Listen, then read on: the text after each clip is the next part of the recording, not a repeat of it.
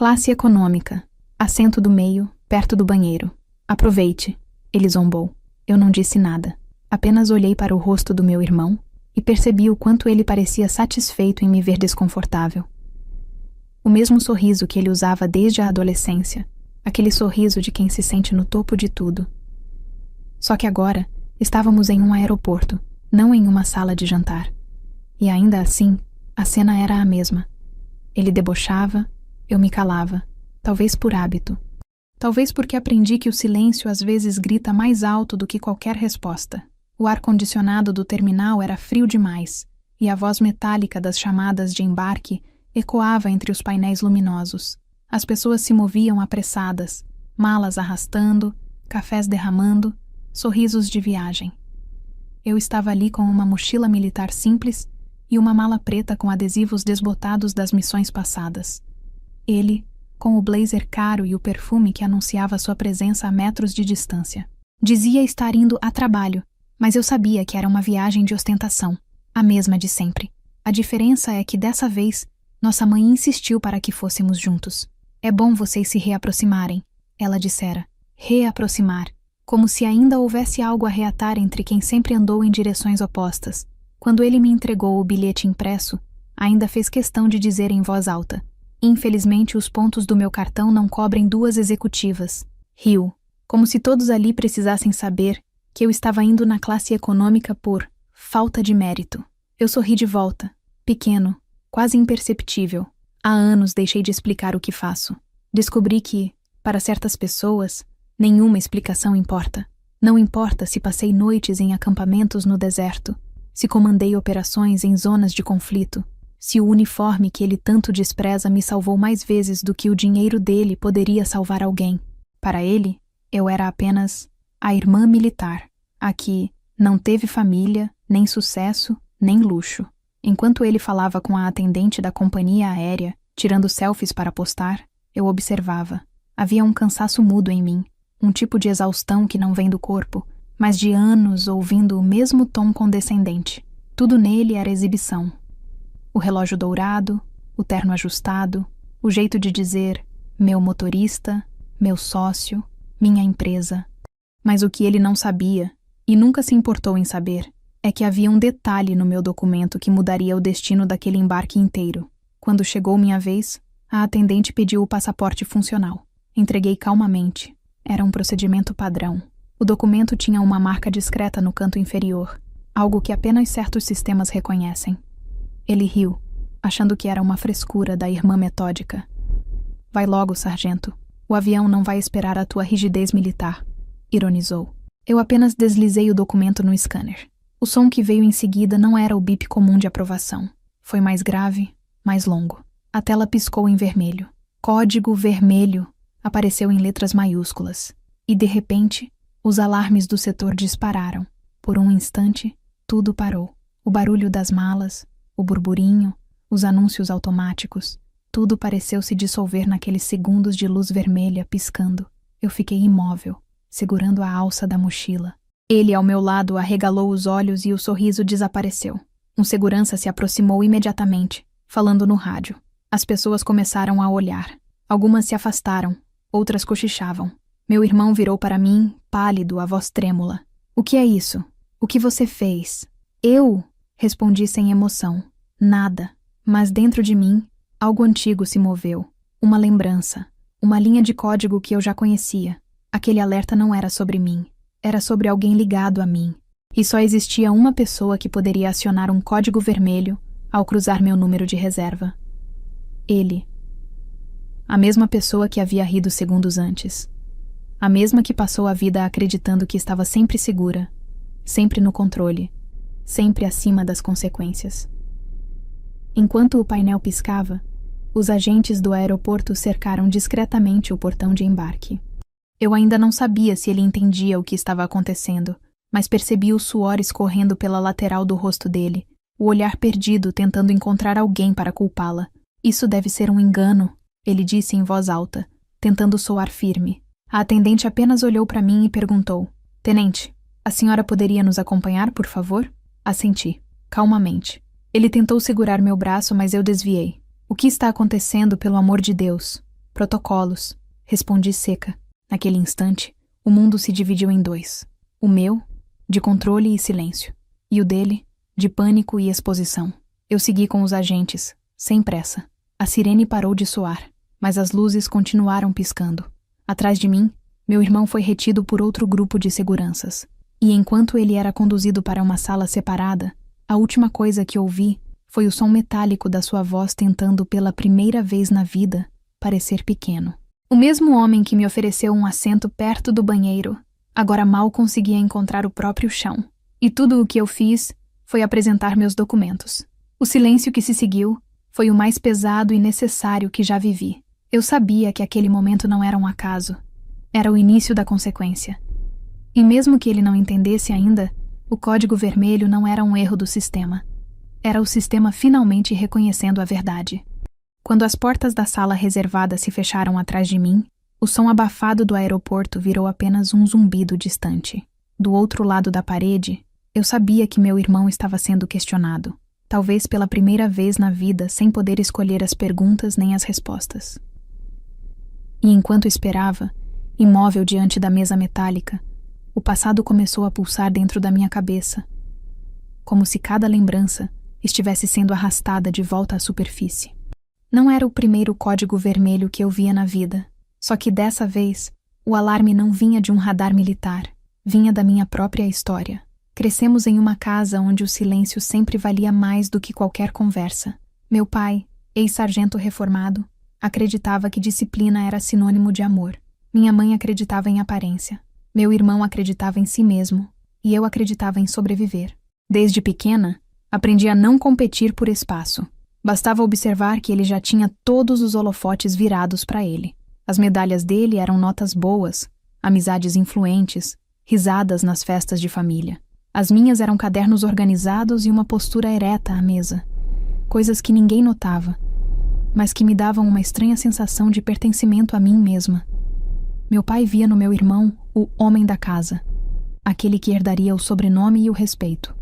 E eu, a menina disciplinada, diziam, como se isso fosse uma ofensa. Quando aos 17 anos eu disse que queria entrar para o exército, a mesa do jantar virou tribunal. Meu pai não aprovou. Minha mãe chorou. Meu irmão riu. Você não tem perfil para isso. Vai chorar na primeira marcha, ele disse. Eu não respondi. Só fiz as malas. O que eles não entenderam é que eu não estava fugindo. Eu estava me libertando.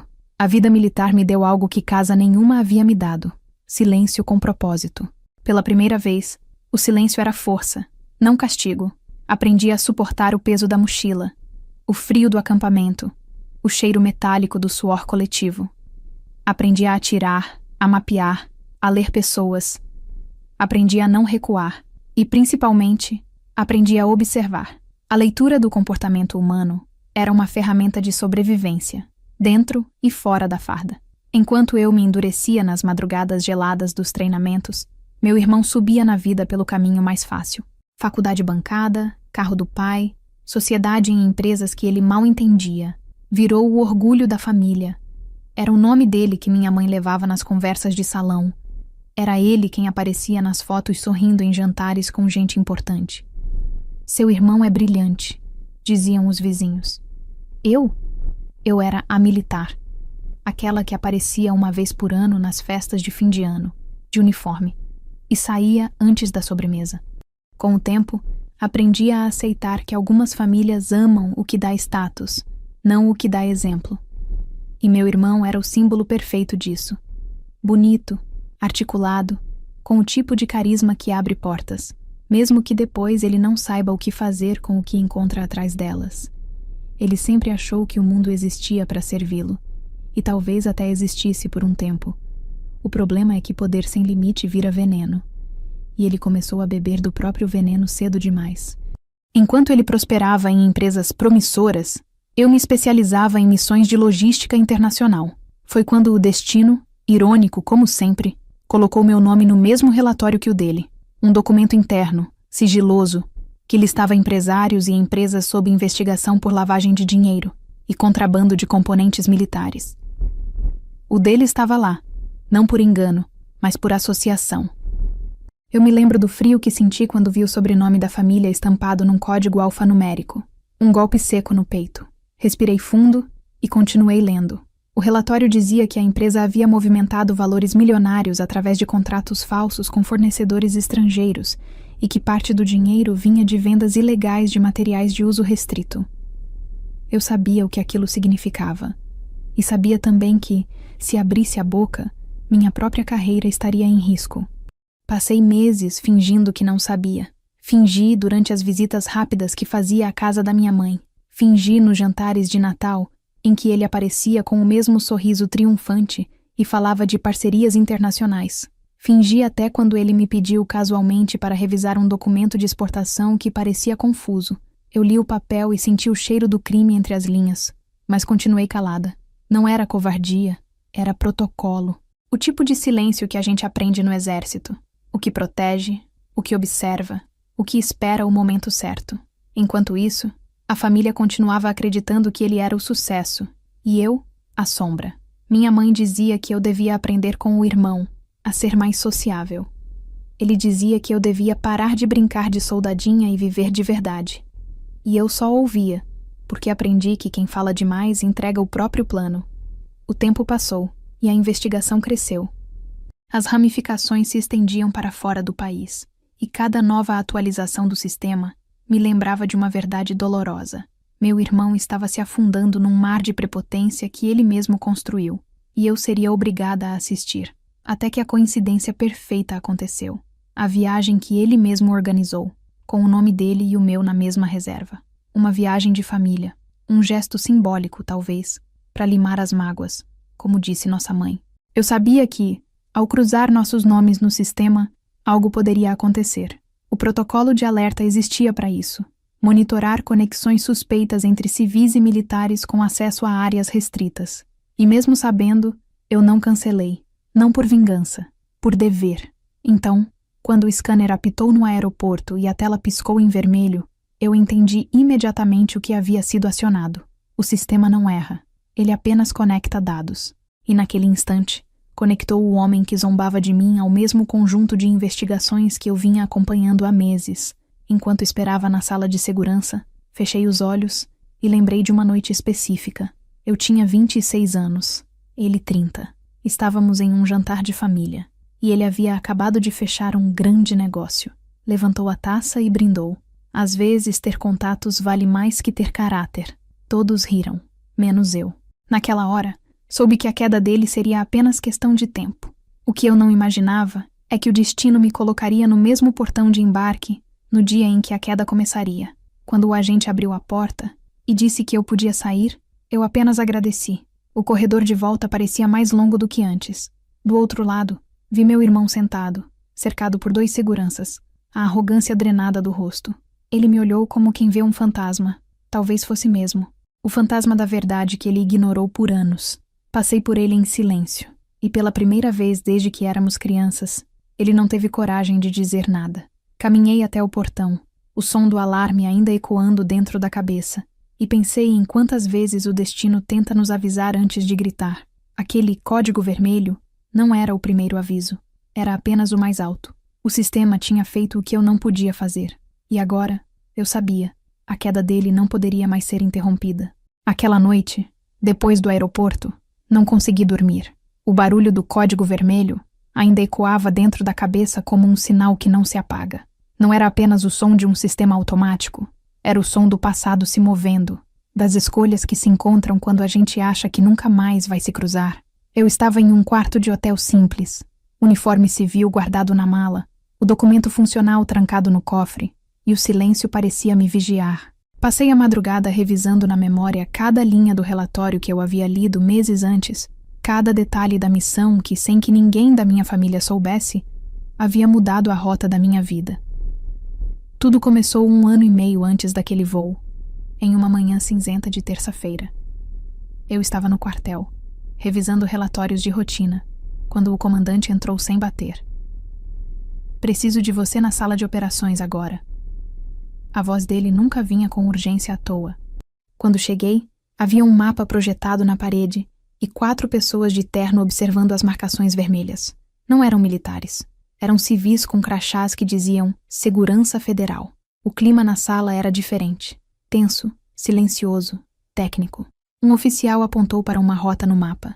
Linhas entre o Brasil, a Europa Oriental e o Oriente Médio. Disse apenas: fluxo de componentes bélicos desviados de contratos regulares. Precisamos de um elo interno, alguém que entenda a linguagem deles. A princípio, pensei que seria mais uma investigação burocrática. Só depois percebi que não. Aquela operação era parte de algo muito maior. Uma missão conjunta entre setores do Exército e órgãos internacionais, com foco em identificar redes privadas que compravam, revendiam e disfarçavam equipamentos de uso restrito. No papel, eu seria apenas uma analista de campo, responsável por cruzar dados logísticos. Na prática, eu sabia que isso me colocaria cara a cara com gente perigosa, incluindo civis com influência política e empresarial. Gente que achava que leis eram obstáculos negociáveis. Quando recebi o dossiê preliminar, um nome chamou a atenção. O de uma empresa de importação que usava contratos de fachada para justificar transações vultosas em moeda estrangeira. O nome soava familiar, mas, de início, não liguei os pontos. Só depois de dias mergulhada nos documentos, percebi o que estava diante de mim. O sobrenome era o mesmo da empresa do meu irmão, apenas com uma sigla diferente no fim. Um disfarce rudimentar para quem sabia o que procurar. Por um instante, o mundo parou. Eu reli o nome 3 vezes, como se cada letra pudesse ter sido digitada por engano, mas não havia erro. Era ele, o mesmo irmão que dizia viver de negócios sérios, que desdenhava da minha carreira, que ria quando eu dizia que o país precisava de pessoas honestas. Ele estava no meio de uma rota de desvio de material sensível, usando o nome da nossa família para lavar dinheiro. Informei o comandante, como manda o protocolo. Ele não demonstrou surpresa, apenas assentiu. Você vai continuar no caso, mas de agora em diante, tudo que envolver essa empresa passa a ser de classificação confidencial. Nada de comentários pessoais, nem com colegas. Aquelas palavras foram o início de uma prisão invisível. Eu sabia demais, mas não podia agir. Passei meses acompanhando as transações, rastreando documentos falsos, observando movimentações financeiras que chegavam a cifras que eu nunca imaginei. O relatório crescia, linha após linha, e cada atualização era uma punhalada silenciosa. O nome dele aparecia em reuniões, em assinaturas, em viagens internacionais. Eu lia aquilo e lembrava da voz dele dizendo que eu não sabia lidar com dinheiro, que eu nunca entenderia o mundo real. O mundo real dele era uma rede de corrupção disfarçada de sucesso. Durante esse período, precisei encarar uma escolha ética que me tirou o sono. Parte de mim queria mandar uma mensagem, avisá-lo, dizer, saia disso enquanto pode. Mas outra parte, a que vestia a farda e assinava com responsabilidade pública, sabia que não podia interferir. No exército, interferir por laços pessoais é traição, e eu não trai, nem ele, nem ninguém. Eu permaneci em silêncio. Um dos agentes federais com quem trabalhávamos, um homem calado chamado Ferraz, percebeu meu desconforto. Em uma das reuniões, ele me chamou de lado. Você conhece um dos investigados, não conhece? Perguntou sem rodeios. Eu não confirmei nem neguei. Ele apenas disse, não deixe o sangue turvar a visão. Aqui quem hesita sangra junto. Guardei essa frase comigo. Meses depois, a investigação chegou a um ponto crítico. Um dos fornecedores denunciados foi preso e começou a delatar nomes. A lista era extensa. Empresários, consultores, políticos. No meio, novamente, o nome da empresa do meu irmão, o sistema de cruzamento automático, que liga dados militares a registros civis, colocou a empresa dele sob alerta. Código vermelho, dizia o protocolo interno. Era um aviso de prioridade máxima. Cada vez que um CPF vinculado àquela empresa passasse por um controle de segurança nacional, o sistema acionaria uma verificação automática. Eu sabia disso. Eu configurei parte desse sistema.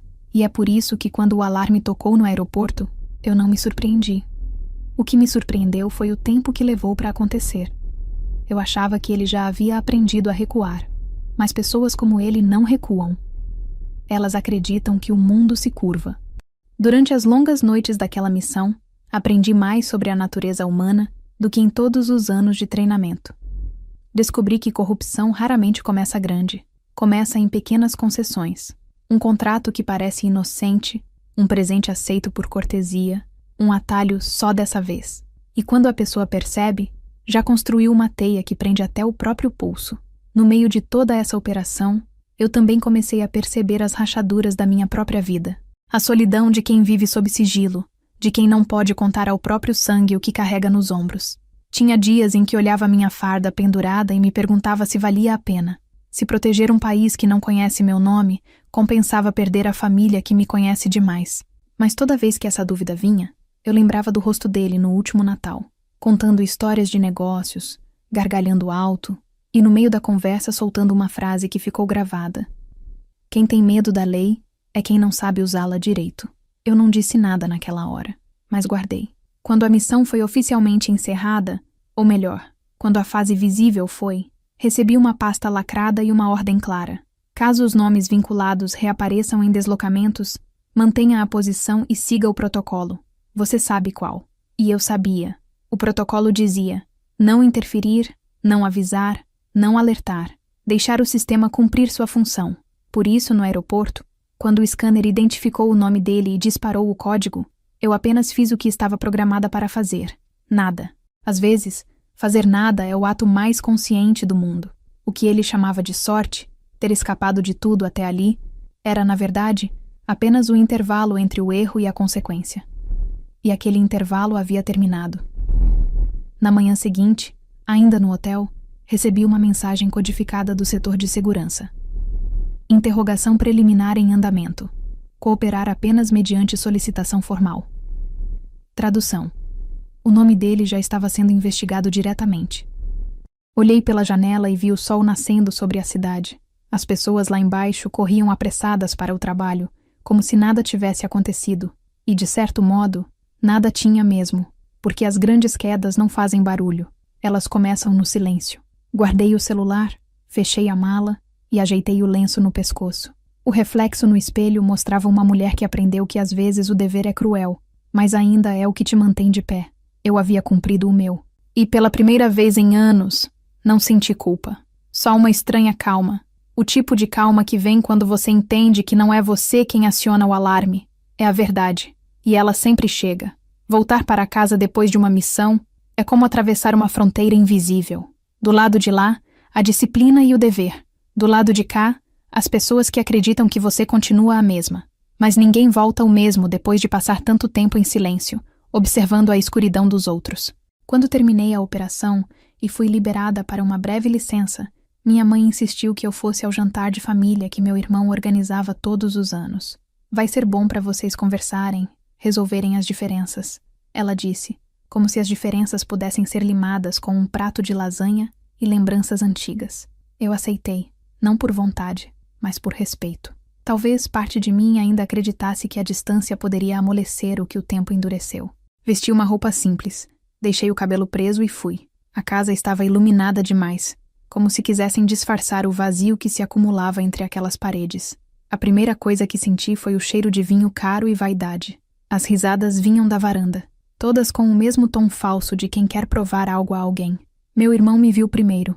Estava impecável, terno alinhado, relógio novo, o mesmo sorriso que sempre me fez lembrar de uma vitória sem mérito.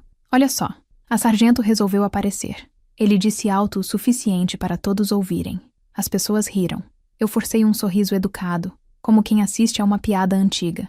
Ele me abraçou por obrigação e sussurrou algo que só eu ouvi. Sem farda hoje, hein? Assim parece até normal. Respirei fundo e entrei. O jantar começou com histórias de conquistas, viagens e negócios. Ele falava de contratos internacionais, de investidores, de parcerias confidenciais, palavras que eu já conhecia demais. Usava o mesmo vocabulário que os relatórios descreviam, termos de fachada, disfarces de sucesso. Eu o ouvia como quem lê um documento secreto. Cada frase era uma pista, cada pausa uma omissão. Minha mãe sorria orgulhosa, enchendo a taça dele e dizendo que ninguém tinha a inteligência do filho homem. Quando alguém perguntou o que eu fazia, ela respondeu antes que eu pudesse abrir a boca. Ela é militar, mas nada perigoso, só papelada. O riso foi coletivo, e naquele instante percebi que não havia espaço ali para a verdade, apenas para o teatro. Continuei calada. A mesa estava posta com exagero. talheres prateados, guardanapos de linho, pratos caros. Tudo reluzia, menos o que realmente importava. O som dos copos se chocando era mais alto que qualquer palavra sincera. Meu irmão falava de expansão, de lucros e de poder. Eu o observava e lembrava das noites em que digitava relatórios com o nome dele em negrito, esperando que alguma parte da minha consciência dissesse que aquilo era um erro, que era outro nome, outro homem. Mas não era. Em determinado momento, ele se virou para mim e perguntou, com aquele tom que ele usava quando queria provocar: "E você, irmã, ainda está obedecendo ordens? Ou já mandam em alguém?" A mesa inteira riu. Eu deixei que rissem. Depois de alguns segundos, respondi tranquila: "Depende. Às vezes, é quem obedece que manda." Ele franziu o senho, não entendeu e mudou de assunto. Passou a noite inteira fazendo questão de lembrar a todos de sua importância. Mostrava fotos no celular, vídeos de eventos, apertos de mão com gente que só sorri para a câmera. Eu fingia interesse, mas por dentro só via um homem escavando a própria ruína com um garfo de prata. No meio da sobremesa, ele levantou a taça e fez um brinde. A família, mesmo com suas diferenças. Depois olhou direto para mim e completou: "E aqueles que ainda acreditam que disciplina compra respeito." O vinho ardeu na garganta. As pessoas riram, aplaudiram. Eu não reagi. Apenas deixei o copo sobre a mesa e permaneci imóvel. Foi ali que percebi que ele não me via como irmã há muito tempo. Eu era o espelho que ele evitava olhar, aquele que mostrava tudo o que ele fingia não ser. Minha mãe percebeu meu silêncio e tentou mudar o assunto, falando de infância, de lembranças, de um tempo em que ainda existia algum afeto entre nós. Mas cada palavra dela soava distante, como se viesse de outra vida. O jantar seguiu, e, a cada minuto, ele parecia mais irritado com o fato de eu não reagir. O silêncio o incomodava, como sempre incomodou. Ele precisava da plateia, e eu havia deixado de ser parte dela. Quando já passava das 11, ele fez a última provocação da noite. Disse que no dia seguinte viajaria a negócios, que estava levando a mãe para um merecido descanso em família, e que, se eu quisesse ir, a gente arranja um espacinho na classe econômica. As mesmas palavras que ecoariam depois no aeroporto. Todos riram novamente, inclusive minha mãe, talvez sem entender o veneno por trás da frase. Eu apenas disse: "Eu vou." Ele parou por um segundo, surpreso. Perguntou se eu estava falando sério. "Claro", respondi. Família é família. Não dormi naquela noite. Fiquei deitada, ouvindo o som do relógio e lembrando de cada missão em que precisei agir sem deixar rastros. Eu sabia o que aquela viagem poderia representar. Sabia também que o sistema de segurança ainda monitorava todas as empresas vinculadas à operação que eu havia participado, e que o nome dele, inevitavelmente, acenderia uma luz vermelha. Mas mais do que isso, eu sabia que ele não acreditava que as consequências existiam. Ele sempre achou que tudo se resolve com charme e dinheiro. A arrogância o cegava. Eu não precisava fazer nada, apenas estar presente quando o inevitável acontecesse. Na manhã seguinte, ele me ligou confirmando a passagem. A voz ainda carregava aquele tom de superioridade. Disse que tinha reservado o melhor hotel, que o voo seria tranquilo, e fez questão de repetir a piada do assento do meio. Eu disse que estava empolgada, e ele acreditou. Do outro lado da linha, ouvi o riso dele misturado com o som de papéis sendo assinados. Ele estava distraído demais com o próprio reflexo para perceber que o chão começava a ceder. No dia do embarque, encontrei minha mãe já no saguão, emocionada, repetindo o quanto era bom nos ver em paz. Eu sorri e abracei forte, porque parte de mim ainda queria acreditar que, de algum modo, ela não seria arrastada pelas escolhas do filho. Meu irmão chegou atrasado, como sempre, carregando ares de importância. Cumprimentou os funcionários como se todos estivessem ali para servi-lo. Quando entregou os bilhetes, piscou para mim e disse a frase que se tornaria o estopim. "Classe econômica. Assento do meio, perto do banheiro. Aproveite." Eu não respondi. Só olhei para frente e entreguei o documento. O resto a história já conhece. Enquanto o código vermelho piscava no painel e o som dos alarmes cortava o ar, lembrei daquele jantar, das risadas, do brinde, das provocações. Tudo se encaixava como peças de um quebra-cabeça que levou anos para ser montado. O homem que me humilhou diante da família agora era o mesmo que seria conduzido por seguranças, com o olhar perdido e o orgulho despedaçado. Eu não precisei mover uma peça. Apenas estive no lugar certo, na hora em que a verdade decidiu aparecer. O jantar havia terminado, afinal. Só que desta vez, o prato principal seria a própria arrogância servida fria. E enquanto o aeroporto voltava ao seu ritmo normal, eu entendi que nenhuma operação, por mais complexa que fosse, doía tanto quanto assistir à queda de alguém que um dia você chamou de irmão. Mas o destino tem seu próprio protocolo e ele sempre cumpre ordens. O som dos alarmes cessou de repente, como se o ar tivesse sido cortado com uma lâmina invisível. No espaço que restou, o silêncio era tão pesado que podia ser sentido nos ossos. Eu fiquei parada diante do balcão enquanto os agentes trocavam olhares, a tela ainda piscando em vermelho, o sistema processando dados em velocidade frenética. À minha volta, o aeroporto retomava o ritmo em ondas. Um murmúrio crescente de vozes, passos, perguntas. Ninguém entendia o que estava acontecendo, mas todos olhavam. Ele, meu irmão, tentava manter a postura de quem tem controle, mas o suor já manchava o colarinho da camisa. Apertava o telefone na mão como se a tela pudesse oferecer alguma saída. Disse algo sobre ligar para um advogado, para um amigo da Polícia Civil, para resolver esse absurdo. Mas o absurdo, pela primeira vez, era ele. Eu só observava, em silêncio, o mecanismo que eu ajudara a construir cumprir seu papel sem falhas. Um agente se aproximou, vestindo o uniforme cinza da Segurança Federal, rosto impassível. Pediu meu documento novamente. Passei. Ele olhou, digitou algo, e então a tela dele mudou. Eu vi o reflexo da palavra autorizada no crachá dele. Depois olhou para o meu irmão, e a palavra que apareceu na tela seguinte foi restrito. Foi nesse instante que percebi a diferença entre o que o sistema vê e o que as pessoas veem. O sistema não se deixa enganar por ternos caros ou sorrisos de confiança. Ele apenas conecta pontos. E os pontos do meu irmão levavam a um lugar que ele jurava que não existia. 2 outros agentes chegaram e pediram que ele os acompanhasse. Só uma verificação de rotina, senhor, disseram. O tom era cortês, mas havia algo no olhar que denunciava a gravidade. Minha mãe, confusa, perguntou o que estava acontecendo. Ele, tentando manter a compostura, respondeu que era apenas um mal-entendido, que logo voltaria, mas a voz tremia. Eu sabia reconhecer o som de medo quando o ouvia, o mesmo som que soldados fazem quando percebem que não há mais ordem a cumprir, apenas o próprio destino. Eu fiquei ali, imóvel, observando-o ser conduzido para a sala de segurança, e a imagem do jantar voltou à minha mente. Ele erguendo a taça, rindo, cercado de gente que o aplaudia. Agora ele caminhava sob as luzes frias do terminal, com passos duros, olhando para os lados em busca de alguém que o defendesse. Ninguém se moveu. Um supervisor veio falar comigo, confirmando minha identificação funcional. Explicou que o alerta havia sido gerado automaticamente, que eu estava liberada, mas que, devido à natureza da coincidência, minha presença seria necessária para uma breve checagem protocolar. Assenti. Sentei na sala indicada.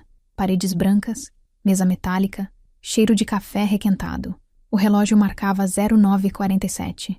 Do outro lado da parede, ouvi o som abafado de vozes, perguntas, um tom de autoridade que eu reconhecia. O sistema havia despertado, e com ele vieram todos os fantasmas que meu irmão acreditava ter enterrado com dinheiro e influência. Enquanto esperava, o agente à minha frente me observava discretamente, talvez tentando adivinhar se eu era cúmplice, vítima ou apenas peça do acaso. Permaneci serena. Sabia que meu nome constava na base como colaboradora de operações confidenciais, e isso bastava para abrir todas as portas. Quando o tablet dele apitou, ele se endireitou na cadeira, olhou a tela e me fitou com respeito contido. A senhora pode seguir. A notificação foi repassada ao setor competente. Tradução. O caso não era mais dele. Era de gente acima. Muito acima. A engrenagem agora tinha seu próprio ritmo. Voltei para o saguão, e o que vi foi um retrato exato da inversão de papéis. Ele, que sempre andou à frente, estava sentado, cercado por seguranças. A pele pálida, o terno amassado, o olhar perdido. Quando me viu, tentou se levantar, mas um dos agentes o conteve. "Diga alguma coisa", gritou. como se eu tivesse o poder de desligar o que ele mesmo havia ligado. Você sabe que isso é um engano. Eu apenas balancei a cabeça. Não é engano, é sistema. A palavra pareceu atravessá-lo. Ele nunca acreditou em sistemas, só em contatos. Agora descobria que existem estruturas que não se dobram ao sobrenome certo. A funcionária da companhia aérea tentava disfarçar o constrangimento, pedindo desculpas aos outros passageiros. Minha mãe, coitada, andava de um lado para o outro, repetindo que tudo seria esclarecido. Quando se aproximou de mim, perguntou se eu sabia o que estava acontecendo. Nada que eu não tenha tentado evitar, respondi, e ela não entendeu. Talvez porque ninguém quer entender quando a verdade vem vestida de consequência. Ficamos ali por mais de 1 hora. Os agentes levavam e traziam papéis, comunicavam-se por rádio, anotavam códigos. O sistema havia cruzado nomes, números de passaporte, transações financeiras, registros de viagens. Tudo convergia para a mesma conclusão. Havia algo sujo nas empresas associadas ao CPF do meu irmão. Um dos nomes correspondia a uma investigação internacional em aberto, a mesma que, meses atrás, eu ajudara a montar linha por linha. Ele não sabia que cada movimentação sua era como uma pedra lançada num lago. A superfície parecia calma, mas as ondas chegavam longe. Por volta do meio-dia, o supervisor retornou e comunicou que o voo havia sido cancelado para nós. Disse que os passageiros poderiam remarcar, mas que um dos integrantes da reserva seria retido para esclarecimentos. Eu apenas agradeci, enquanto meu irmão protestava. Ameaçava processar a companhia. Gritava que era um homem respeitável. A voz dele ecoava, mas ninguém ouvia de verdade. Ele não percebia que, em lugares como aquele, quanto mais se grita, mais se afunda. No fundo, acho que foi ali, naquele corredor de embarque, que a ficha dele começou a cair. Não pelo risco imediato, mas porque, pela primeira vez, não havia ninguém para encobrir suas falhas. O sistema o via por dentro, sem maquiagem. Quando saímos da sala, minha mãe tentou insistir para que eu intercedesse. Fale com alguém, você tem contatos, é da área. Eu a olhei com ternura e pena. Mãe, eu tenho deveres, não contatos. Ela não respondeu. Estava velha, cansada, presa entre o amor e o medo. No fundo, sabia que o filho brilhante não era tão inocente quanto gostava de parecer, mas ainda acreditava que família devia se proteger, mesmo da verdade. Eu a abracei rápido. Disse que ela devia ir para casa, que aquilo se resolveria, e de fato se resolveria, só não do modo que ela esperava. Voltei ao hotel naquela tarde e, pela janela, observei o movimento das aeronaves decolando. Pensei em quantas vezes planejei rotas para voos muito mais perigosos do que aquele, e ainda assim era naquele aeroporto comum que o destino decidira cruzar nossas vidas. A ironia me fez sorrir. Às vezes, o sistema não erra, apenas escolhe o momento mais simbólico para agir. Ali, no mesmo espaço em que ele havia me rebaixado diante de estranhos, a verdade emergira com toda a força que eu nunca precisei demonstrar. No dia seguinte, uma notificação discreta apareceu no meu e-mail funcional. Assunto de interesse sob investigação formal. Atualização pendente. Era o tipo de mensagem que não exigia resposta. Só significava que as engrenagens tinham começado a girar oficialmente. O alerta do aeroporto havia acendido uma luz que ninguém poderia apagar. A partir dali, a coisa deixava de ser coincidência e virava procedimento. Eu fechei o laptop, fiz café e deixei que o som do líquido caindo na xícara substituísse o ruído dos alarmes que ainda ecoavam na memória. A partir daquele momento, o sistema não era mais apenas um código eletrônico, mas uma extensão da minha própria consciência. Era como se tudo que eu não consegui dizer em voz alta durante anos tivesse finalmente encontrado uma linguagem que ele entendesse. Lógica, fria, incontestável. E talvez esse fosse o destino dos que escolheram o silêncio, deixar que a justiça falasse por eles. Nos dias que se seguiram, meu irmão tentou me contatar diversas vezes, chamadas não atendidas, mensagens apagadas antes que eu terminasse de ler. Em uma delas ele escreveu: "Você sabe que eu não fiz nada." Em outra: "Me ajuda, só você pode resolver." Eu nunca respondi, porque o que ele chamava de ajuda era, na verdade, mais uma tentativa de escapar. E eu já não era o tipo de pessoa que estendia a mão para quem cava o próprio buraco. Ele havia me ensinado isso sem querer, a vida toda. As notícias começaram a surgir discretamente. Uma investigação sobre contratos superfaturados, Uma nota sobre empresas suspeitas de evasão fiscal, o nome de uma holding que eu reconhecia nas entrelinhas. Nada explícito ainda, mas eu sabia ler o subtexto das manchetes. Era o prelúdio da tempestade. E, curiosamente, eu não sentia satisfação. Apenas uma serenidade estranha, quase fria. Não havia vingança ali, só a mecânica inevitável da verdade funcionando.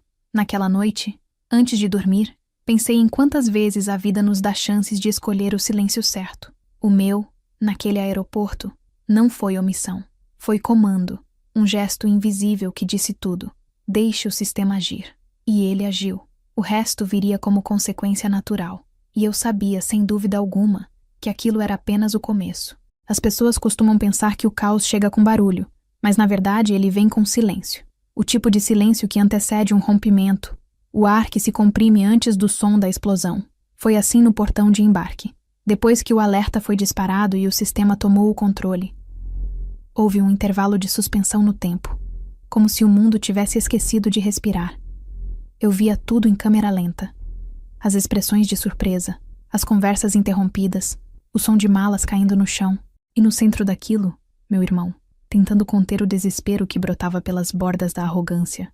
A cada passo que ele dava, a cada tentativa de justificar, de falar mais alto, de dominar a situação, mais claro ficava que o poder dele havia evaporado.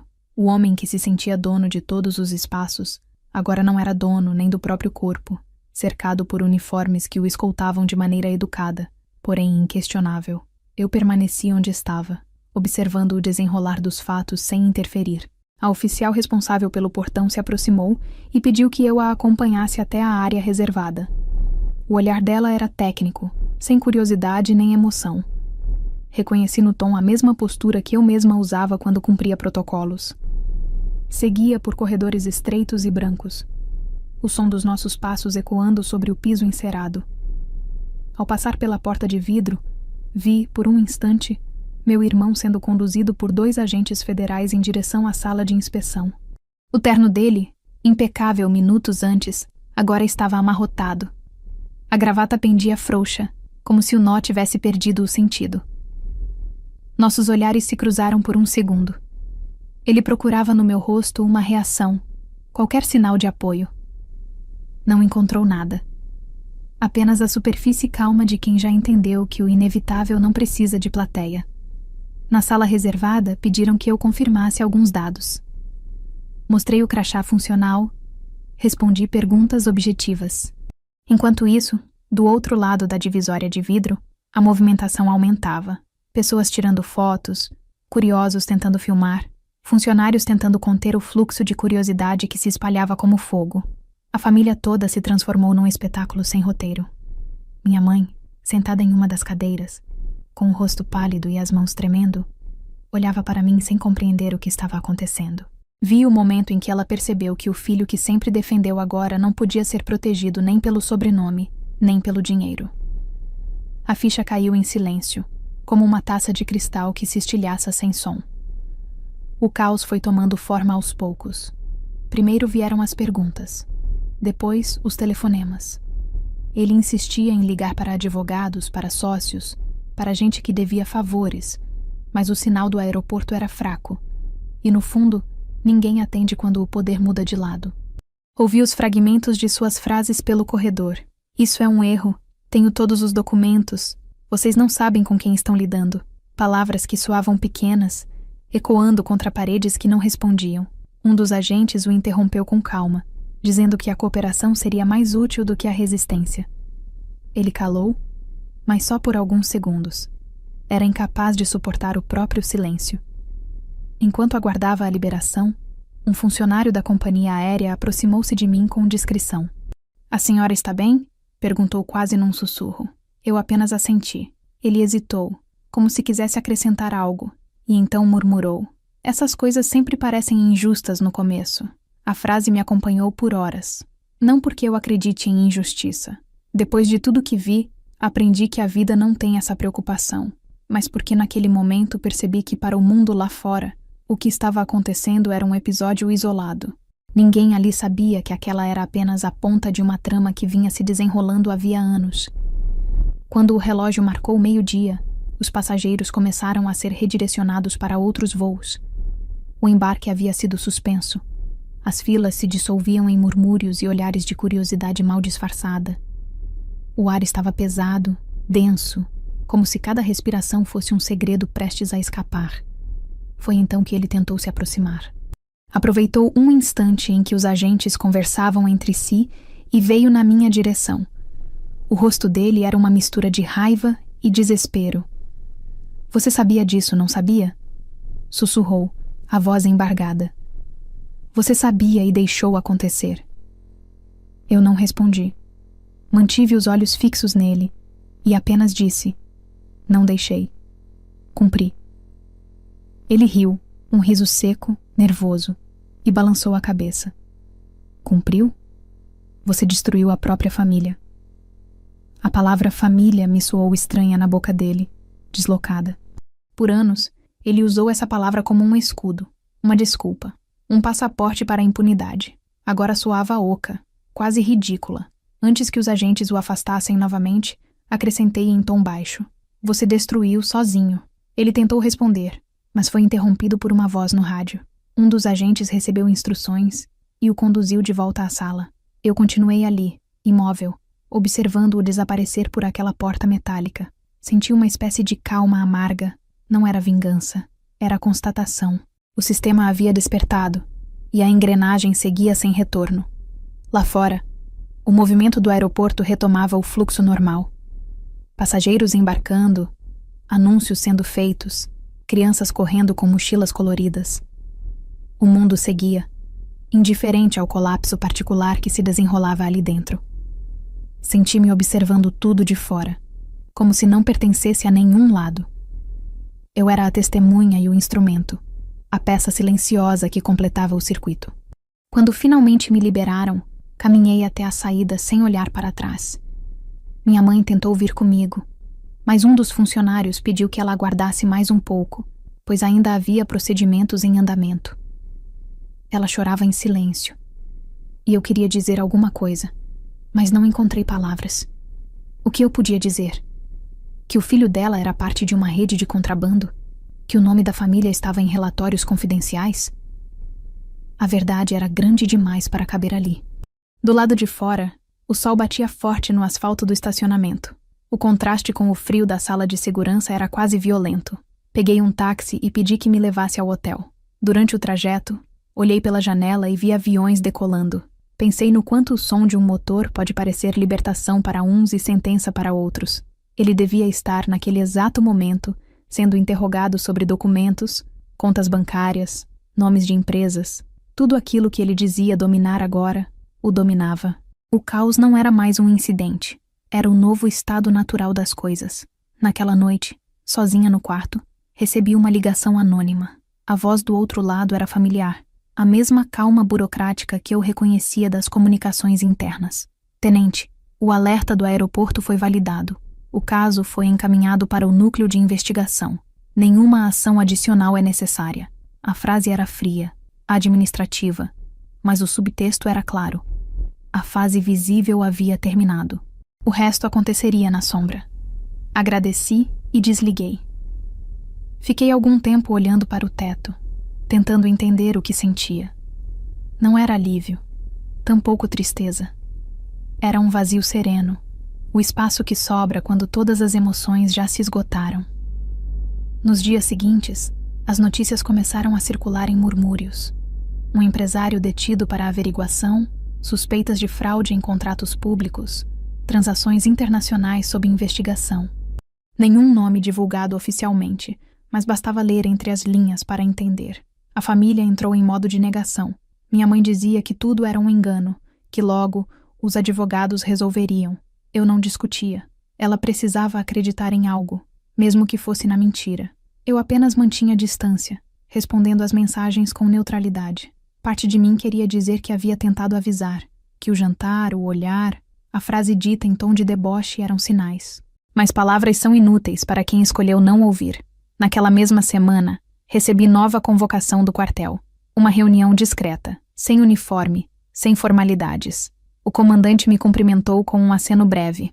Disse que o caso estava sendo tratado com prioridade e que eu não deveria me envolver emocionalmente. Sorri por dentro. Tarde demais. O envolvimento emocional havia sido cortado anos atrás, no primeiro momento em que percebi que a lealdade à farda era mais confiável do que a laços de sangue. Ele me olhou por alguns segundos, talvez tentando medir até que ponto eu compreendia o que estava em jogo, e então encerrou a conversa com um simples: "A senhora fez o que precisava ser feito." Saí da sala sentindo um peso diferente nos ombros. Não era culpa, nem orgulho. Era responsabilidade. Eu tinha cumprido meu papel, e agora só restava assistir ao desdobramento. O caos que começou no portão de embarque se transformaria, aos poucos, em processo, em manchete, em lembrança. Mas para mim ele já tinha cumprido sua função. O sistema havia despertado, e com ele, algo dentro de mim também. Uma parte que eu mantinha adormecida, talvez por medo, talvez por cansaço. A certeza de que não adianta tentar salvar quem não quer ser salvo. Na manhã seguinte, o sol nasceu limpo e impiedoso. Eu fiz a mala, paguei a conta do hotel e segui em silêncio. Atrás de mim, o aeroporto voltava à normalidade, como se nada tivesse acontecido. Mas para nós, nada voltaria a ser normal. E enquanto o táxi se afastava, uma frase me veio à mente, clara como uma ordem de comando. Às vezes, o caos não destrói, ele revela. E o que o sistema revelou naquele dia foi tudo o que eu precisei ver para nunca mais duvidar da verdade. Fiquei sabendo do interrogatório 2 dias depois, não por canais oficiais, mas porque nada permanece em sigilo absoluto quando o orgulho de alguém começa a rachar. No quartel, a informação chegou através de uma mensagem cifrada. Sujeito em averiguação. Instância federal. Conexão confirmada. Eu soube na hora que era ele. E pela primeira vez em muitos anos, senti pena. Pena não do homem que ele se tornara, mas do garoto que um dia acreditou que ser admirado bastava para ser amado. Saí do alojamento no fim da tarde e caminhei até o estacionamento. O céu estava baixo, pesado, com nuvens densas que prometiam tempestade. O ar tinha aquele cheiro metálico que precede o raio. Pensei em como tudo na vida é antecedido por sinais. Só que os orgulhosos não escutam sinais. Eles acreditam que o universo fala apenas para confirmá-los. O interrogatório aconteceu na sede da Polícia Federal, em uma sala fria, paredes brancas, ar-condicionado demais. Eu não estava presente como parte do processo. Fui convocada apenas como consultora técnica, para validar dados e confirmar se determinados documentos que constavam nas investigações tinham correspondência com relatórios militares. Era um papel secundário, mas essencial. O tipo de função que exige frieza absoluta. Quando entrei, ele já estava lá, sentado à mesa, algemado. As mãos, antes adornadas com anéis e relógios caros, agora estavam nuas e trêmulas. O rosto, inchado de insônia, olheiras fundas, olhar perdido. Ele não esperava me ver. A surpresa foi visível. Tentou sorrir, mas o sorriso se partiu antes de nascer. "Você?" sussurrou, como se minha presença fosse um erro de cálculo. Eu apenas assenti e me sentei ao lado do investigador, que continuava digitando sem levantar os olhos.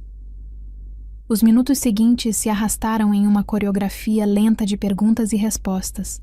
Ele tentava manter a pose de empresário injustiçado, falava em mal-entendidos, em terceiros responsáveis, em falhas de contabilidade, mas a voz tremia. A cada nova pergunta, o tom de segurança diminuía. Os investigadores mostravam documentos, planilhas, registros bancários. Tudo ali estava conectado. Transferências para contas em paraísos fiscais, empresas de fachada, contratos com o governo. E no meio de tudo, o nome dele, assinado com caneta azul. Eu observei em silêncio. O orgulho, aquele que o sustentou a vida inteira, começou a se dissolver na frente de todos nós, gota por gota, palavra por palavra. Ele tentava explicar, contornar, negar, mas não havia saída. Quando a verdade é documentada, não há oratória que a substitua. Em certo momento, um dos agentes fez uma pausa e perguntou se ele gostaria de um advogado presente. Ele hesitou. "Já tenho um", respondeu, mas sem convicção. Era a frase de quem ainda tenta parecer no controle. O agente apenas anotou e seguiu. O tempo parecia estagnado ali dentro. Eu lembrava de cada vez que o vi debochar de quem chamava de fracassado, de cada reunião de família em que ele dominava a conversa como se o mundo girasse ao redor do sucesso dele. E agora, diante daquela mesa fria, ele mal conseguia sustentar o próprio nome. A soberba é como um espelho trincado. Enquanto reflete, engana. Quando quebra, corta. E ele estava coberto de cortes invisíveis. Quando o investigador mencionou as conexões internacionais, algo dentro dele quebrou de vez. A voz embargou, o suor escorreu pela têmpora, e ele pediu um copo d'água. As mãos tremiam tanto que o copo tilintou contra a mesa. Foi a primeira vez que vi meu irmão parecer humano desde que éramos adolescentes. A máscara do homem intocável havia caído. Eu podia ver o medo puro, o desamparo de quem não sabe o que fazer sem um palco. Ele tentou se justificar dizendo que não sabia dos detalhes, que apenas assinava o que o contador mandava. O investigador olhou para mim, talvez esperando alguma reação, mas eu permaneci neutra. Por dentro, uma voz repetia: agora ele entende. Entende o que significa não ser ouvido, não ser levado a sério, não ter o privilégio da dúvida. No meio da sessão, o procurador responsável pediu que eu confirmasse algumas informações técnicas. Mostrou um documento que cruzava dados de exportação com relatórios de campo. Reconheci os códigos imediatamente. Eram os mesmos que eu havia processado meses atrás. Confirmei. Procede. A palavra soou como um selo. Ele me olhou, incrédulo, como se eu tivesse acabado de traí-lo. Você podia ter me avisado, disse com voz rouca. Respirei fundo. Eu avisei. Você é que não ouviu. A frase saiu calma, mas firme, e ecoou no silêncio da sala. O investigador não interferiu. O registro daquela troca foi anotado sem comentários. O protocolo não prevê espaço para dramas familiares. As horas passaram. O interrogatório se estendeu até o fim da tarde. Ele começou altivo, terminou esgotado, com o olhar vazio de quem finalmente entendeu que não havia ninguém para protegê-lo. A cada nova evidência apresentada, uma camada do personagem se desfazia. Quando mencionaram o nome de um dos sócios dele, um homem ligado a esquemas de tráfico de peças bélicas, percebi o instante exato em que ele cedeu. Não respondeu, não negou, apenas abaixou a cabeça e ficou em silêncio. Foi ali que o orgulho morreu. Não em um grito, mas em um suspiro. Quando o procedimento terminou, ele foi levado de volta para a sala de custódia. Eu permaneci ali, revisando as notas, assinando as confirmações, ouvindo o barulho das portas metálicas se fechando ao longe. O investigador me agradeceu pela colaboração. Eu apenas disse: só cumpri o protocolo. Era a mesma frase que usei no aeroporto, e novamente ela me pareceu adequada. O sistema tinha feito o que precisava fazer, e eu, mais uma vez, apenas estava no lugar certo para assistir. Saí da sala e encontrei o corredor deserto. O ar frio da noite entrou pelas janelas, e o vento trouxe o cheiro de chuva. Caminhei até o carro, sentindo a pele arrepiar, não pelo frio, mas pela sensação de fim. Alguns términos são silenciosos, mas definitivos. Naquela noite, em casa, sentei na varanda e fiquei observando a tempestade se formar no horizonte. O trovão estourou distante, e eu pensei no som de vozes que gritam antes de serem engolidas pelo próprio eco. O orgulho dele havia desmoronado de forma completa, mas junto com isso, algo em mim também se despedaçava. Passei a vida acreditando que, se eu me mantivesse firme, correta, o equilíbrio se restabeleceria sozinho. Mas ninguém sai ileso da ruína de um laço de sangue. Mesmo quando a razão está de um lado, a dor sempre divide o corpo em dois. Nos dias que se seguiram, o caso ganhou forma nos jornais. As manchetes falavam em empresário sob suspeita, operações milionárias, investigação federal em curso. O nome completo não era divulgado, mas quem conhecia, sabia. Eu via a imagem dele estampada em sites de notícias e lembrava da última vez que o vi sorrindo no jantar, taça erguida, cheio de si. Agora, era apenas um retrato desbotado do homem que acreditou ser intocável. As ligações cessaram, as mensagens pararam. O silêncio tomou o lugar do ruído constante que sempre o cercava. E eu, por incrível que pareça, não senti vingança nem prazer. Apenas um vazio frio, quase respeitoso, como se presenciasse um funeral sem corpo. Uma semana depois, fui chamada novamente à sede da investigação para assinar o encerramento da minha participação formal.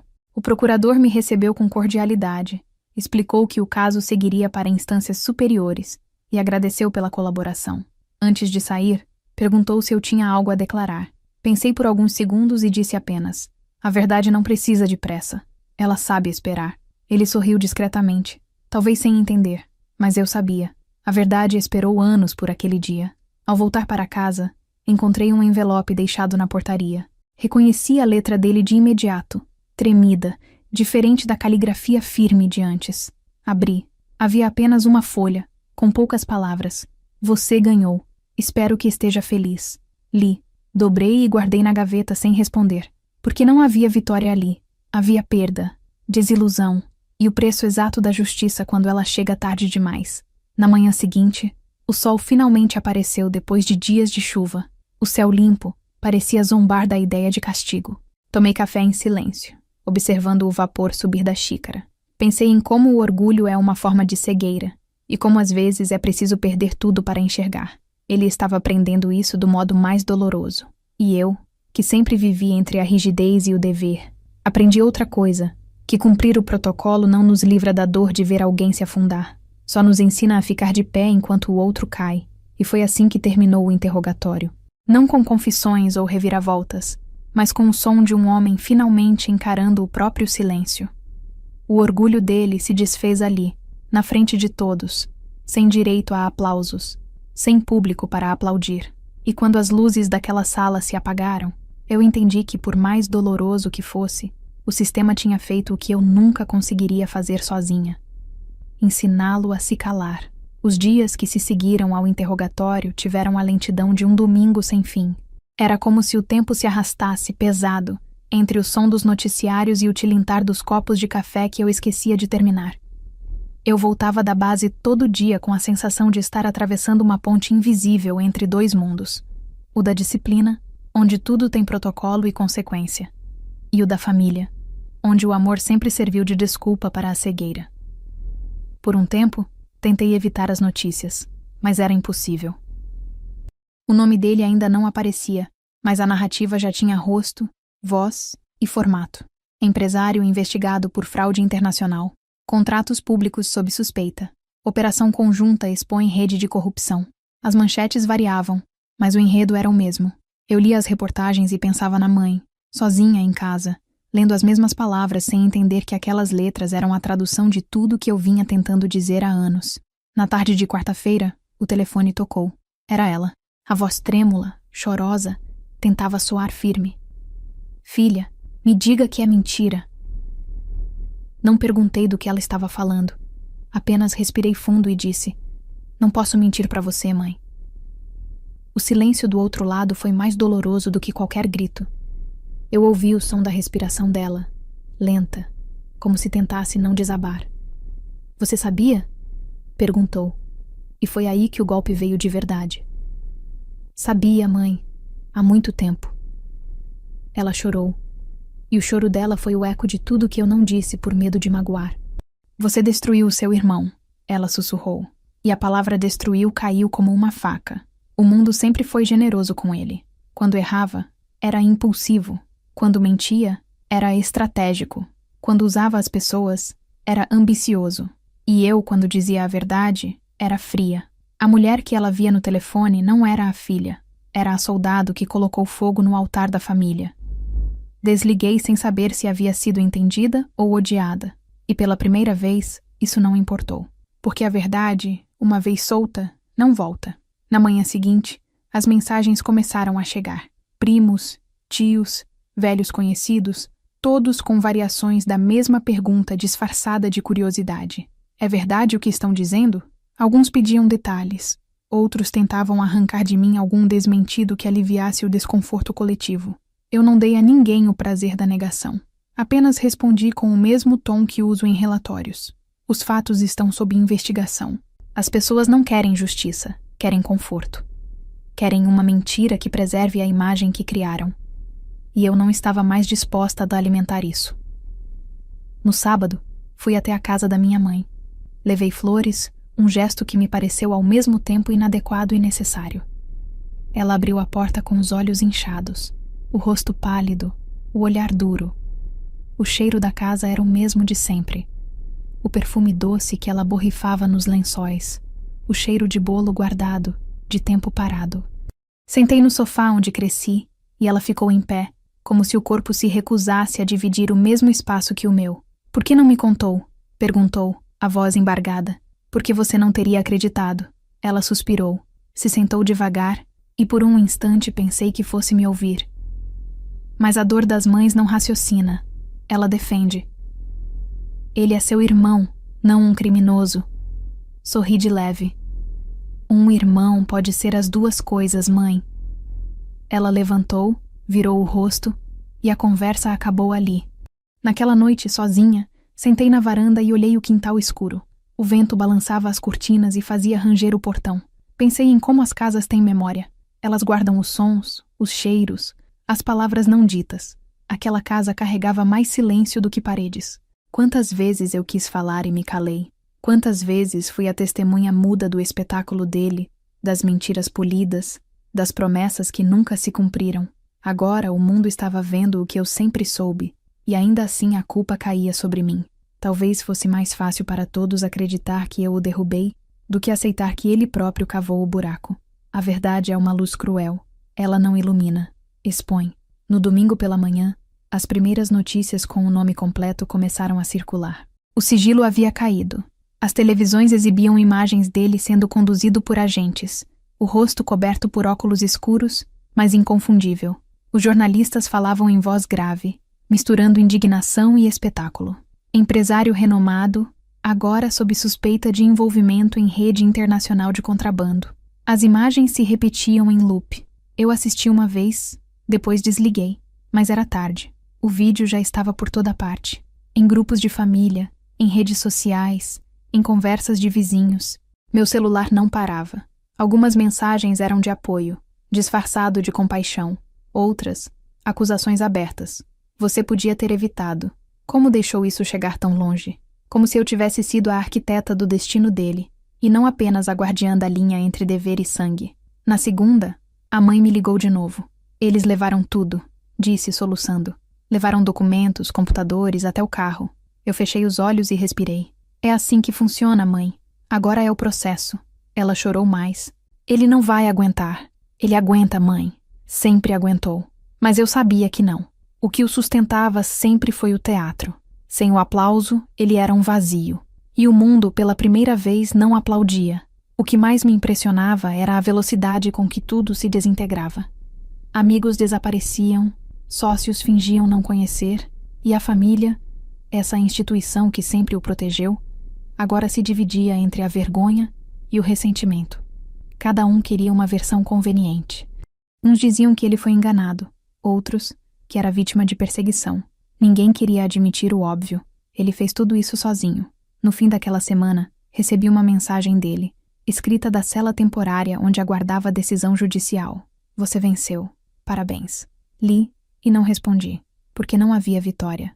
Havia um cansaço que não tem nome. Fiquei pensando em quantas batalhas se travam sem armas, em quantas guerras são apenas silêncios alinhados.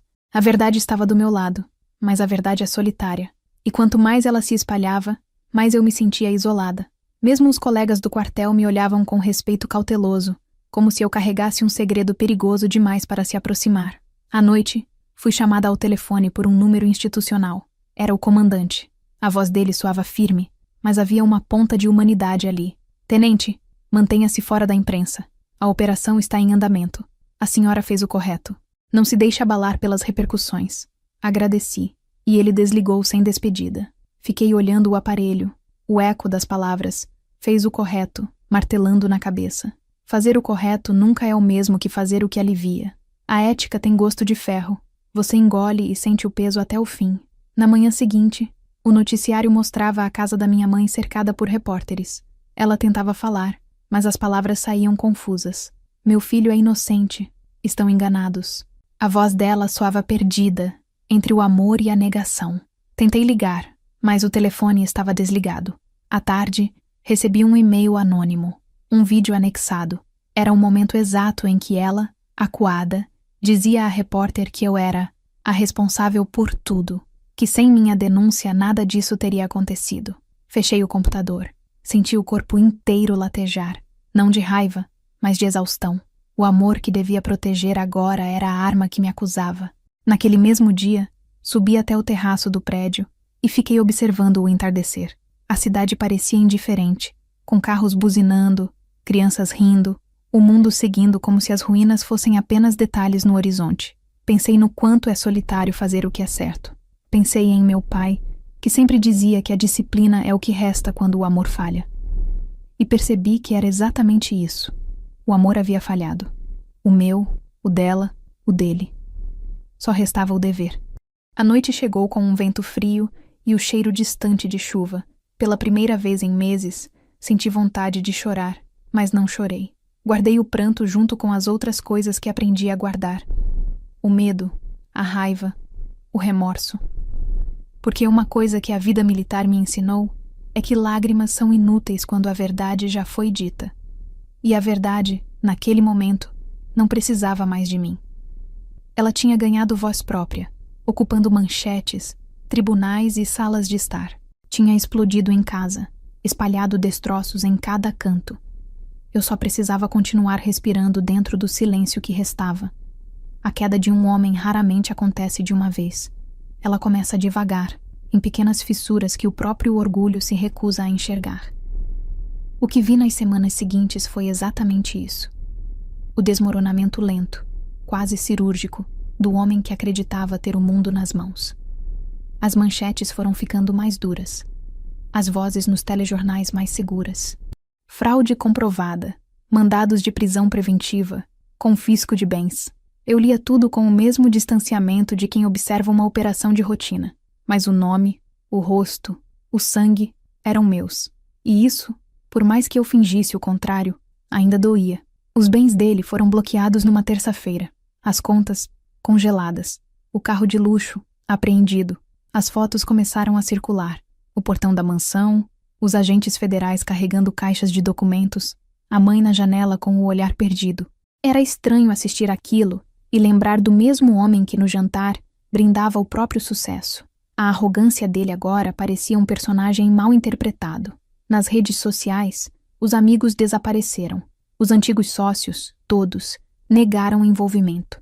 Um silêncio estratégico tomou conta dos círculos que ele tanto ostentava. E como sempre acontece quando o poder evapora, o mesmo público que o aplaudia agora cuspia o nome dele. A mãe me ligava todos os dias. No começo, para pedir ajuda, depois, para pedir explicações, no fim, apenas para chorar. Eu respondia com frases curtas. Não havia nada que eu pudesse dizer que não soasse cruel.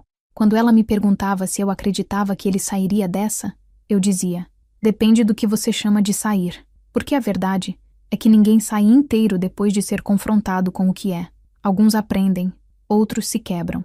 Ele, eu sabia, estava se quebrando. Uma noite, recebi uma ligação inesperada. O número da prisão temporária. Atendi por instinto, e a voz dele veio baixa, quase irreconhecível. Preciso falar com você. A respiração do outro lado soava curta, ansiosa. Não vou pedir desculpa. Não sei nem por onde começar, mas eu não aguento o que estão dizendo. Fiquei em silêncio. Ele continuou. Você tem que acreditar que eu não fiz tudo isso do jeito que estão contando. Eu só aceitei alguns atalhos.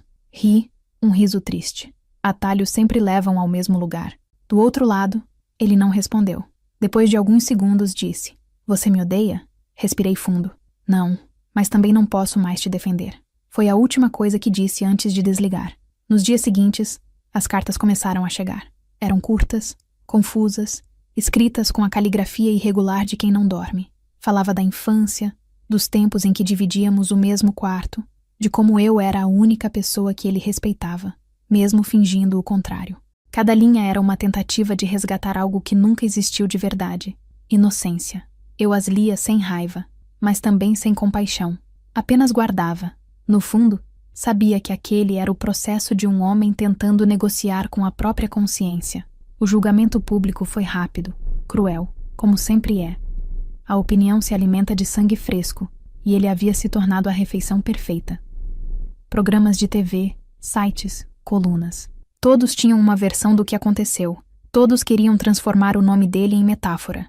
O empresário que caiu do pedestal. O irmão da militar que o denunciou. Eu nunca o denunciei oficialmente, mas a narrativa precisava de um vilão.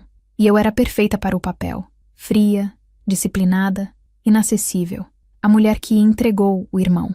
Ninguém queria ouvir sobre dever ou ética. A história que vendia era outra. Minha mãe não suportava mais sair de casa. Parou de atender ligações, desligou a TV. Quando fui visitá-la, encontrei-a magra, abatida, cercada de fotografias antigas como se quisesse provar a si mesma que um dia teve uma família normal.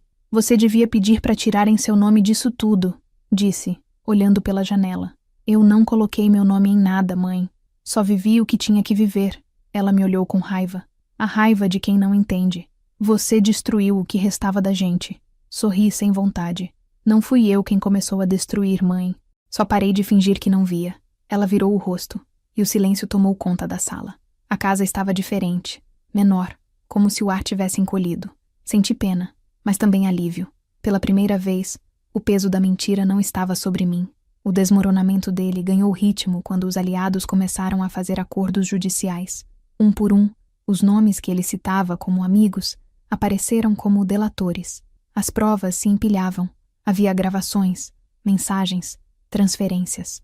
E, com cada nova revelação, o rosto dele nos jornais parecia mais velho, mais cansado.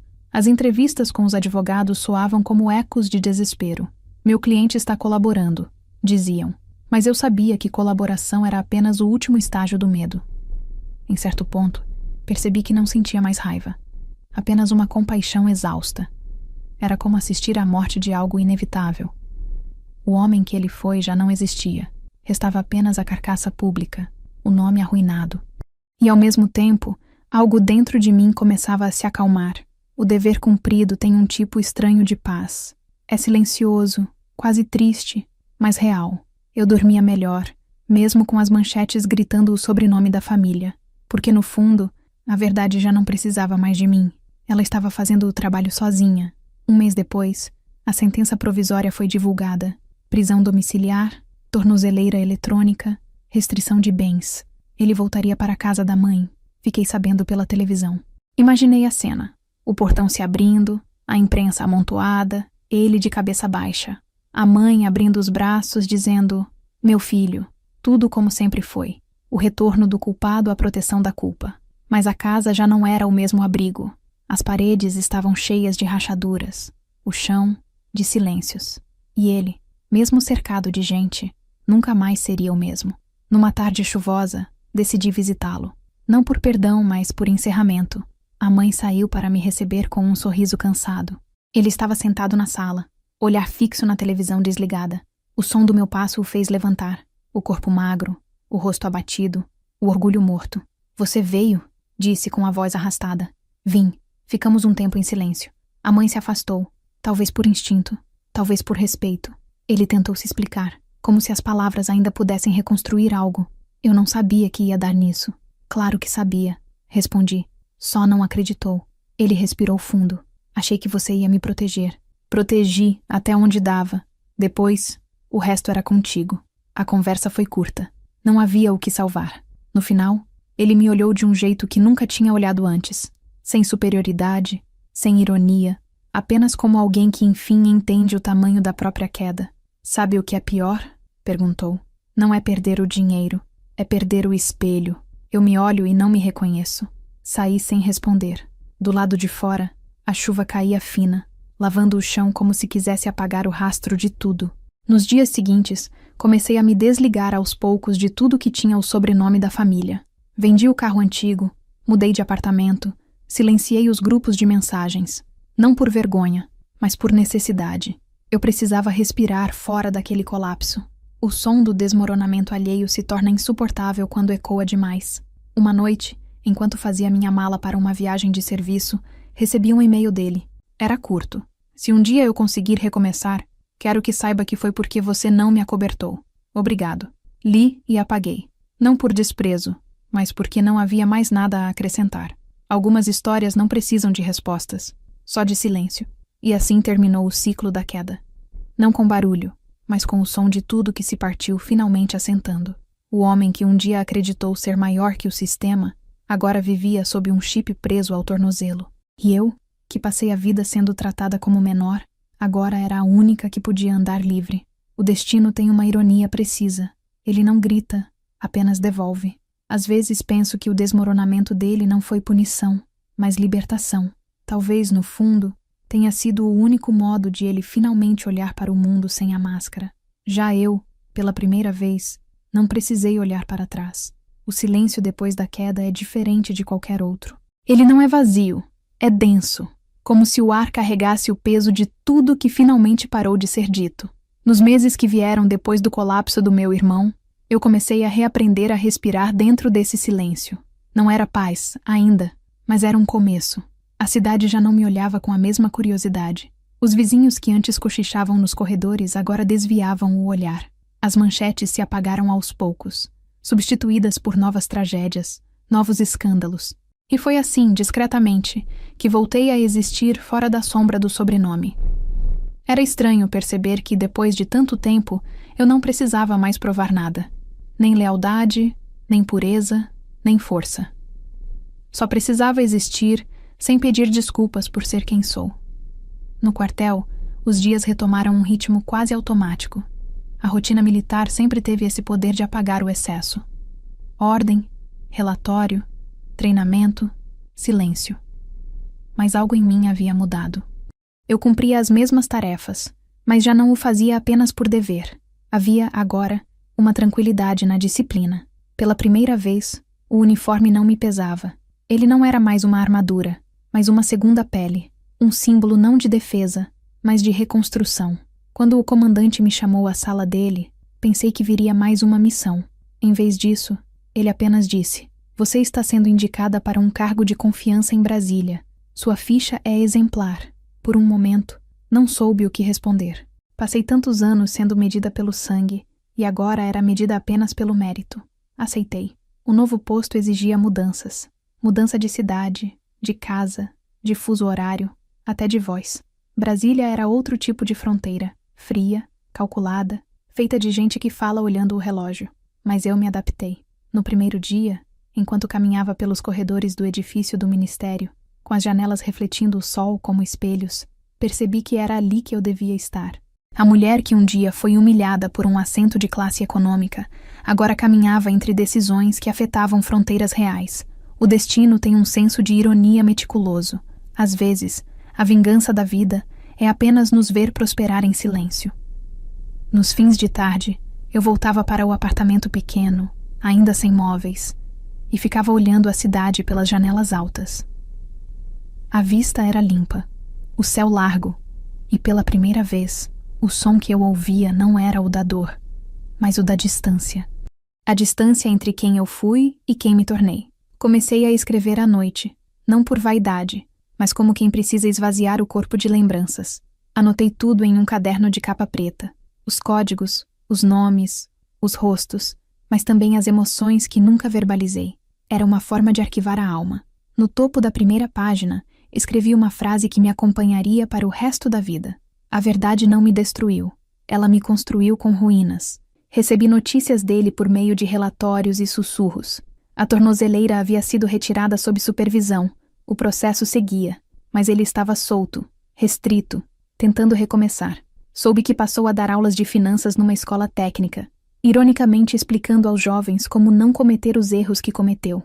Não senti raiva, só uma calma distante. O tipo de calma que vem quando o círculo se fecha. A mãe ainda morava na mesma casa, agora mais velha, frágil, com os olhos sempre úmidos. Um dia, sem aviso, decidi visitá-la. A viagem de volta foi curta, mas parecia atravessar séculos. Quando parei em frente à velha casa, o portão ainda rangia como antes. Toquei a campainha, e o som ecoou pelo corredor que um dia abrigou todas as nossas histórias. Ela abriu devagar, surpresa. O tempo havia levado o brilho, mas não a doçura. Ficamos um instante apenas nos olhando, e então ela me abraçou. Um abraço silencioso, sem pedidos, sem acusações. Dentro da casa tudo parecia menor. As paredes descascadas, os móveis cobertos de panos, o retrato da família ainda na parede, mas agora com uma rachadura atravessando o vidro bem sobre o rosto dele. Sentei no sofá e ela me serviu café. Falamos pouco. Às vezes, o perdão vem disfarçado de silêncio. Quando me levantei para ir embora, ela segurou minha mão e disse: "Eu demorei para entender, filha, mas acho que agora entendo." Apenas sorri e saí.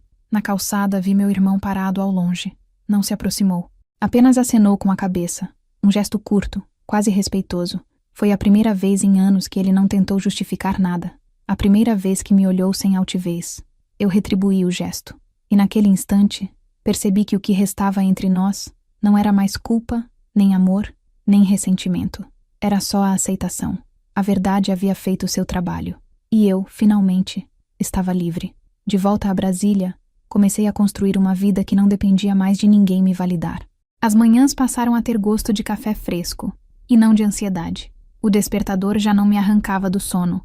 Apenas me lembrava que mais um dia estava começando, e que, por incrível que pareça, eu ainda estava inteira. Adotei um cachorro, coisa que prometi a mim mesma que nunca faria, porque não tinha tempo. Chamava-se Dante. E todas as vezes em que ele deitava aos meus pés, sentia um tipo de paz que nenhuma hierarquia poderia dar. Passei a cozinhar aos domingos, hábito esquecido desde a juventude. Às vezes colocava música, às vezes só ouvia o som da panela, o borbulhar tranquilo que me lembrava que a vida continua, mesmo depois das guerras. Certa manhã, recebi um convite inesperado. Uma universidade me chamou para ministrar uma palestra sobre ética e integridade no serviço público. A princípio, hesitei. Eu não era uma mulher de holofotes, mas algo dentro de mim disse que era a hora. Aceitei. Quando cheguei ao auditório, havia mais gente do que imaginei. Estudantes, servidores, militares jovens. Falei sem roteiro. Contei sobre escolhas, sobre fronteiras invisíveis, sobre o preço da verdade. E no fim, sem planejar, mencionei meu irmão. Não o nomeei, mas todos entenderam. Às vezes, disse eu, a coragem não está em enfrentar o inimigo.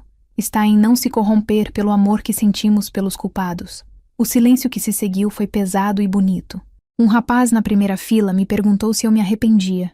Respondi, me arrependo de ter tentado salvar quem não queria ser salvo. O resto não. A palestra foi gravada e, dias depois, começou a circular nas redes sociais. O vídeo alcançou milhares de visualizações. Eu, que sempre evitei câmeras, agora era chamada de a tenente da verdade.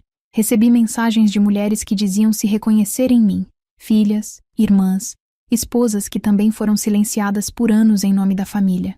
Percebi que a história que destruiu o sobrenome nos libertou do medo, e pela primeira vez entendi que o que começou como tragédia havia se transformado em legado. Certa tarde, voltei ao aeroporto de Brasília para uma viagem de serviço. A fila do embarque era longa, o saguão cheio. Quando entreguei o documento no scanner, o funcionário olhou a tela, depois para mim e disse: "Bom voo, capitã." O som da palavra capitã ecoou como um selo. Eu dei um pequeno sorriso e segui. O assento era na janela, classe executiva. Ao me sentar, olhei para o espaço ao lado, vazio, e me lembrei da frase dele: classe econômica, assento do meio, perto do banheiro. Fechei os olhos por um instante e respirei fundo. O avião começou a taxiar. Pela janela, o sol refletia no asfalto, e por um momento, senti como se todo o caminho que percorri, da humilhação à liberdade, estivesse comprimido naquele instante. Quando o avião decolou, o som das turbinas pareceu o mesmo da minha própria respiração. Eu não era mais a mulher que suportava em silêncio, nem a filha que pedia a aprovação, nem a irmã que carregava culpas herdadas. Eu era a mulher que havia sobrevivido ao colapso da própria casa e transformado os destroços em fundação. A mulher que eles nunca viram e que agora existia por inteiro. Na chegada, ao pisar no solo firme de uma nova cidade, deixei o passado onde ele pertencia. Peguei minha bolsa, ajeitei o uniforme e caminhei até a saída. Do lado de fora, o vento era quente. A vida seguia. Pela primeira vez, sem fardas nem paredes, senti que o peso havia se transformado em algo leve. Não era mais sobre vingança, nem justiça, nem dor. Era sobre recomeço, sobre olhar o mundo e, enfim, poder dizer, sem medo, eu cheguei. E foi assim que terminou. Não com gritos, nem com códigos vermelhos, mas com o som simples e sereno de uma mulher respirando em paz.